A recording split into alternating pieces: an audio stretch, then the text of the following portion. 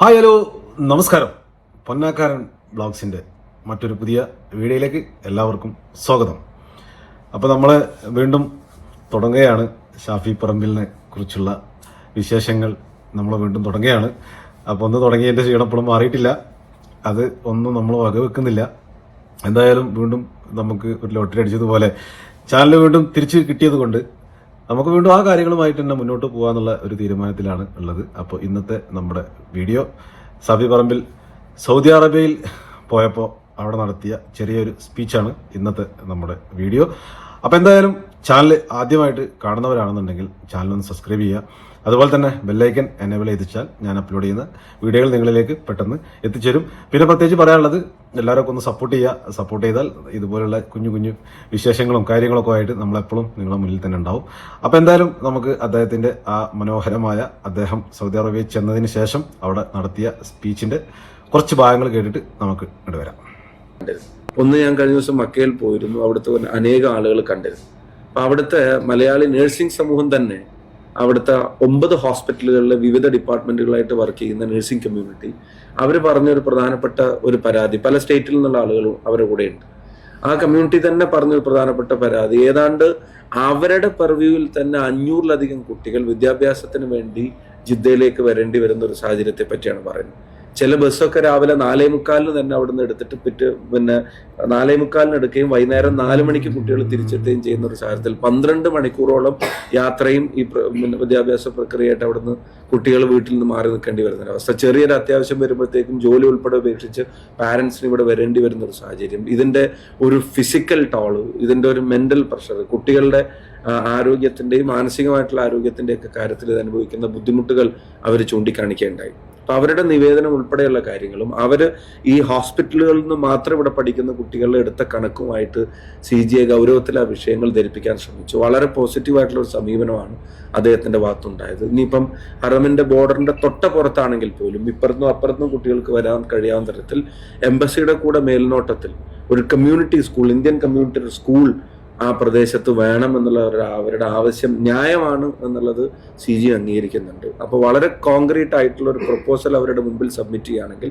അതിന്റെ follow up നടത്താൻ അവർ തയ്യാറാണെന്ന് അറിയിച്ചിട്ടുണ്ട്. അപ്പോൾ അതിന്റെ സെൽഫ് സസ്റ്റൈനബിലിറ്റി, അതുപോലെ തന്നെ അതിന്റെ ഇനീഷ്യൽ റിസോഴ്സസിന്റെ കാര്യത്തിൽ അത്തരം കാര്യങ്ങളൊക്കെ കമ്മ്യൂണിറ്റിക്ക് എത്രത്തോളം റിസോഴ്സസിനെ മുന്നോട്ട് നയിക്കാൻ പറ്റും. അപ്പോൾ നിങ്ങൾ കേട്ടല്ലോ, വളരെ മനോഹരമായ അദ്ദേഹം പറഞ്ഞ കാര്യങ്ങൾ.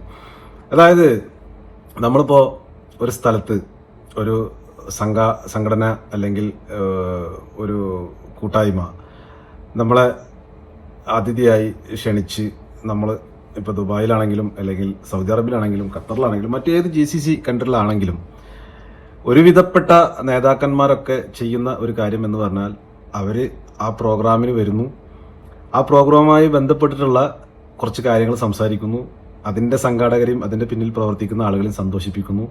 പിന്നെ ബാക്കി 1-2 ദിവസം അവരെ സുഹൃത്തുക്കളെയും മറ്റുള്ളവരൊക്കെ കാണാൻ വേണ്ടി ഉപയോഗിക്കുന്നു, തിരിച്ചു പോരുന്നു. ഇതാണ് സ്വാഭാവികമായിട്ട് നടന്നുകൊണ്ടിരിക്കുന്ന കാര്യങ്ങൾ. ഞാൻ പലപ്പോഴും ഞാനും അത് കണ്ട് നിന്ന ആളായതുകൊണ്ട് എനിക്കതിനെപ്പറ്റി, അതുകൊണ്ടാണ് ഞാൻ അങ്ങനെ അത്രയും വ്യക്തമായിട്ട് നിങ്ങൾക്ക് പറഞ്ഞത്. ഇതാണ് സംഭവിച്ചുകൊണ്ടിരിക്കുന്നത്.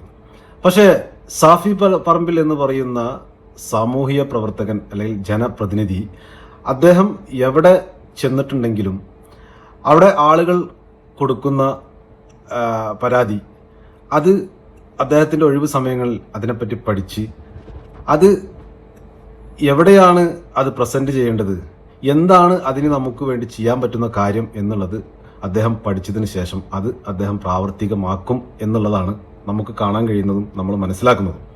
അത് തന്നെയാണ് മറ്റുള്ള ആളുകളിൽ നിന്നും അദ്ദേഹം വ്യത്യസ്തനായിട്ട് നിൽക്കുന്നതും. അദ്ദേഹം എവിടെ ചെന്ന് കഴിഞ്ഞാലും എപ്പോഴും അദ്ദേഹത്തിൻ്റെ കൂടെ ഉള്ളതെന്ന് പറഞ്ഞു കഴിഞ്ഞാൽ, എവിടെ ചെന്നാൽ ആര് എന്ത് കാര്യം ചെന്ന് പറഞ്ഞാലും അത് അദ്ദേഹത്തിനെ കൊണ്ട് ചെയ്യാൻ പറ്റുന്ന കാര്യമാണെങ്കിൽ അത് ചെയ്യാൻ വേണ്ടി ശ്രമിക്കുക, അത് അതിൻ്റെ മുന്നിൽ നിൽക്കുന്ന ഭരണാധികാരികളുടെ മുന്നിൽ അത് എത്തിക്കുക എന്നുള്ളതാണ്. അപ്പോൾ ഇതിപ്പോൾ എന്ന് പറഞ്ഞു കഴിഞ്ഞാൽ മക്കയിൽ ഉള്ള കുട്ടികൾ പഠിക്കാൻ പോകുന്നത് ജിദ്ദയിലേക്കാണ്. അപ്പോൾ പോകുമ്പോൾ രാവിലെ ഇവിടുന്ന് പോയി കഴിഞ്ഞാൽ വൈകുന്നേരം 4 മണിയും 5 മണിയും ആവുന്നു തിരിച്ചു വരാൻ. അപ്പോൾ അവർക്ക് അവിടെ തന്നെ ഒരു സ്കൂൾ, അതാണ് ഇപ്പോഴത്തെ ആവശ്യം.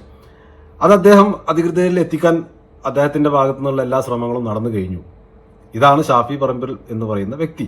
അതുകൊണ്ടാണ് നമ്മൾ എപ്പോഴും അദ്ദേഹത്തിന്റെ കാര്യങ്ങൾ, അല്ലാതെ രാഷ്ട്രീയം നോക്കിയിട്ടൊന്നുമല്ല, ഒരു എന്താ പറയാ, ഒരു ജനപ്രതിനിധി ചെയ്യേണ്ട കാര്യങ്ങൾ എന്താണ്, അല്ലെങ്കിൽ അദ്ദേഹത്തിന്റെ നിന്ന് നമുക്ക് കിട്ടാവുന്നത് എന്താണ്, അല്ലെങ്കിൽ നമുക്ക് മേടിച്ചു തരാൻ പറ്റുന്ന ഒരാളാണോ, ഇതൊക്കെയാണ് നമ്മൾ നോക്കുന്നത്. അല്ലാതെ അതിൽ ഒരു രാഷ്ട്രീയം കലർത്തിയിട്ടുള്ള പ്രവർത്തനങ്ങളോ കാര്യങ്ങളോ ഒന്നുമല്ല നമ്മൾ സംസാരിക്കുന്നത്. അതുപോലെ തന്നെ ഇപ്പോൾ മുന്നേ ഇലക്ഷൻ നടക്കുന്ന സമയത്ത് വടകരയിൽ നിന്ന് MP ആകുന്നതിന് മുന്നേ അവിടെ ജനപ്രതിനിധിയായി മത്സര രംഗത്ത് അദ്ദേഹം വന്ന സമയത്ത് ദുബായിലും ഖത്തറിലും ഒക്കെ വന്നിട്ട് അദ്ദേഹം ഒരു കാര്യം പറഞ്ഞിരുന്നു.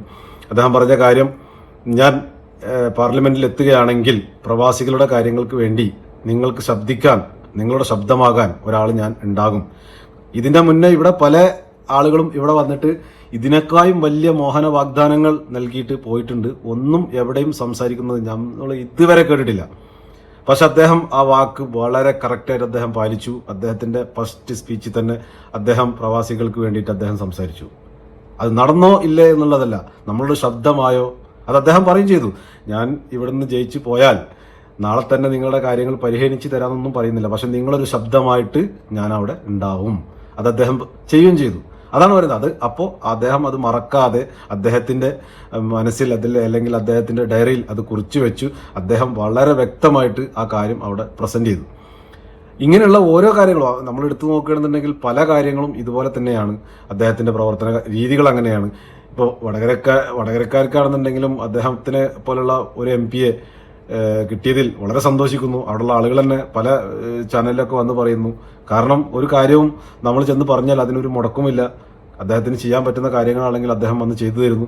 അപ്പൊ ഇതൊക്കെ തന്നെയല്ലേ ഒരു ജനപ്രതിനിധി ചെയ്യേണ്ട കാര്യങ്ങൾ, ഇതൊക്കെ തന്നെയല്ലേ. ഇപ്പൊ അദ്ദേഹം സൗദി വന്നപ്പോഴും അദ്ദേഹത്തിനെ കൊണ്ട് ചെയ്യാൻ പറ്റുന്ന കാര്യങ്ങൾ, അത് ഒരു ജില്ലക്കാരോ ഒന്നുമല്ല, പല ജില്ലക്കാരുടെ മക്കളും പഠിക്കാൻ വേണ്ടി പോകുന്ന സ്കൂളിന്റെ കാര്യമാണ് അദ്ദേഹം അവിടെ സംസാരിച്ചത്. അതൊരു ജില്ലക്കാർക്ക് വേണ്ടിയിട്ടൊന്നും സംസാരിച്ചില്ല, വടകരക്കാർക്ക് വേണ്ടി മാത്രമൊന്നുമല്ല, അദ്ദേഹം എല്ലാവർക്കും വേണ്ടിയിട്ടാണ് അതവിടെ സംസാരിച്ചത്. അപ്പൊ ഇദ്ദേഹത്തിന്റെ പ്രവർത്തന രീതികളൊക്കെ അങ്ങനെയാണ്. എവിടെയൊക്കെ എന്തൊക്കെ നമ്മൾക്ക് ഉപയോഗിക്കാൻ പറ്റുന്നു അത് ഉപയോഗിക്കുക, നേടിയെടുക്കുക. അത് നേടിയെടുക്കാൻ വേണ്ടി ഒരാളായിട്ട് അദ്ദേഹം എപ്പോഴും കൂടെ തന്നെ ഉണ്ടാവും. അതാണ് ഷാഫി പറമ്പിൽ എന്ന് പറയുന്ന വ്യക്തി. അപ്പൊ എന്തായാലും ഈ വീഡിയോ നിങ്ങൾക്ക് ഇഷ്ടപ്പെട്ടു വിചാരിക്കുന്നു. അത് കണ്ടപ്പോൾ, അത് കേട്ടപ്പോൾ അതിനെ പറ്റി ഒന്ന് പറയണമെന്ന് വിചാരിച്ചു. അതുകൊണ്ടാണ് ഇങ്ങനെ ഒരു വീഡിയോ ആയിട്ട് വന്നത്. അപ്പൊ എന്തായാലും ഇനി തുടർന്നുള്ള വീഡിയോകളൊക്കെ കാണുക. വീഡിയോകൾ ഒരുപാട് വരാനുണ്ട്. ഷാഫി പറമ്പിലെ വിശേഷങ്ങൾ തന്നെയാണ്. അതിനെപ്പറ്റി ഒരുപാട് വീഡിയോകൾ നമുക്ക് വരാനുണ്ട്. അപ്പോൾ വീണ്ടും പറയുന്നു, നിങ്ങളുടെ വിലപ്പെട്ട സമയം ചെലവഴിച്ച് നമ്മളെ വീഡിയോ കണ്ട എല്ലാവരോടും താങ്ക് യു. അതുപോലെ തന്നെ ചാനൽ എല്ലാവരും ഒന്ന് സബ്സ്ക്രൈബ് ചെയ്യുക, ബെല്ലൈക്കൻ എനേബിൾ ചെയ്തേക്കുക, ഒന്ന് ഷെയർ ചെയ്തിട്ട് ഒന്ന് മറ്റുള്ളവരിലേക്ക് എത്തിക്കുക. അപ്പോൾ ഇത്രയും പറഞ്ഞുകൊണ്ട് ഇന്നത്തെ വീഡിയോ അവസാനിപ്പിക്കുന്നു. മറ്റൊരു മനോഹര കിഡിലോസ്കി വീഡിയോ ആയിട്ട് നമുക്ക് വീണ്ടും കാണാം. എല്ലാവർക്കും പ്രകാശം പരക്കട്ടെ. Signing off.